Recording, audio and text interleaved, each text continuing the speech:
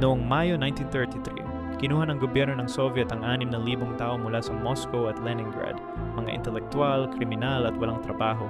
Tapos itinambak sila sa isang malayong isla sa Siberia. Walang pagkain, walang gamit, walang tirahan. Sa loob ng ilang linggo, naging impyerno ang Nazino Island. Ang mga nakaligtas ay nagsalaysay ng mga grupo na nangingisda ng tao para sa karne, mga taong kumakain ng damo at balat ng puno, mga bangkay na ginigupit sa harapan ng lahat.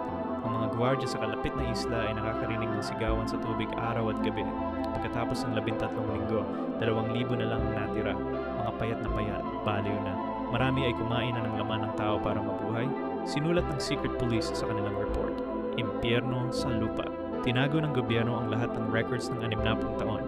Ang eksperimento ni Stalin sa deportasyon ay lumikha ng tunay na Lord of the Flies. Ngunit lahat ng ito ay totoo.